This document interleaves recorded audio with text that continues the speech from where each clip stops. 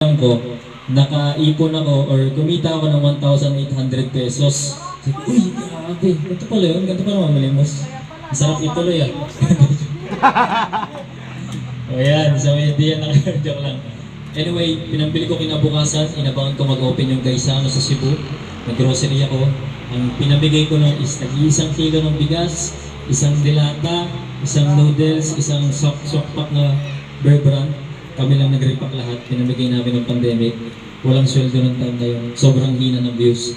At walang may gustong manood sa vlogger na namimigay ng tulong. Walang gustong manood. Ang gusto ng tao, may entertain sila. Hindi na i-entertain yung tao doon. So, para sa marami, baduy, ganito, ganyan. Pero sige, nasa sarili natin yung pagtulong. Tinuloy-tuloy ko yung content. Kahit quarantine, lumalabas ako, hinahanapan ako ng vaccine, di pa ako nakapaturok. Inaalibay ko na lang sa mga polis. Oh, anong ginagawa mo? Wala kang quarantine pass. Sir, may bibigay ako ng relief goods. Lagi ako may dalang 15 kilo sa bag para kunyari, para lang makalusot, makapagbigay ng tulong. So, natawid ko yun. Hanggang sa eto na, nagkaka-views na tayo. After 5 months ng pagpapublic videos ko, kahit saan, siguro ko nagka-COVID na rin ako one time, nakalimutan ko na, hindi ko pinapansin. Lagi lang ako nagdadasal, umiinom ng 2 BioFlu kada pag-uuwi, galing ng video. Sumasakit yung ulo, lahat ng sintomas, hindi ko pinansin, dasal ako ng dasal. After 5 months ng course, gano'n, nakasweldo ako sa YouTube. So, sweldo ko 30,000, and doon na nagsimula na. Pinaikot ko ng pinaikot. Yung galing sa tag-iisang kilo, sunod, mabibigay na ako ng tag 300 pesos. Sunod, naging 1,000. Sunod, 5,000, 10K, and so on and so forth. So guys, gusto ko lang sabihin sa inyo na huwag kayong panghinaan. Kung gusto nyo talagang gumawa ng video, may paraan. Hindi lang to dahil sa charity ah. Kung ako gusto kong maging komedyante sa video ko, kaya kong gumawa ng paraan. Gusto kong maging emotional ako, kaya kong gumawa ng paraan.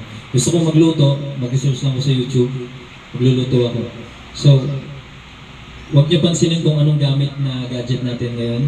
Soon, pag medyo may sweldo na tayo, pwede natin i-invest. Kung ano yung pwede nyo magamit sa ngayon na cellphone, gamitin ninyo. Huwag niyo muna pansinin yung sweldo. Importante, masaya kayo sa ginagawa ninyo. At huwag niyo rin pansinin yung mga hindi magagandang comment, yung pambabash, hindi lang sa social media, pati sa mga kapitbahay ninyo, pati sa mga kamag-anak ninyo.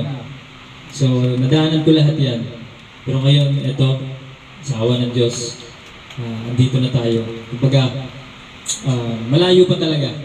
Pero malayo, medyo malayo na para sa akin. Mabuhay si King Laps! Mabuhay! Mabuhay ka rin! Nakakatawa tignan na ito, nagsasama-sama tayong lahat sa Northern Samar.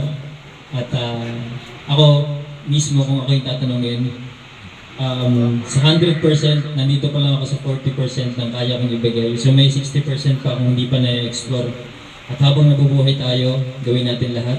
Ako, habang nabubuhay ako, gagawin ko lahat ng mabibigay ko sa paggawa ng content, pag-i-inspire ng tao siguro, pagtulong, kung yun ang gusto nilang tawagin. Kasi ako dati, for 3 years, ayokong sabihin na tumutulong kasi ang baduy. Ayokong i-claim sa sarili ko na vlogger ako na tumutulong, ang bait ko. Ayoko nun. Pero lahat na nagsasabi, hindi na ako makaisip ng ibang term. Ang sinasabi ko na lang, share na lang ng blessing.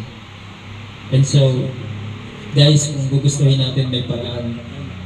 Napakaswerte natin ngayon. Bakit?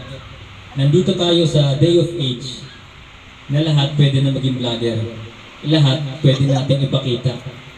Lahat pwede nang kumita. Lahat pwede nang tumupad ng mga pangarap nila dahil sa paggawa ng video. So,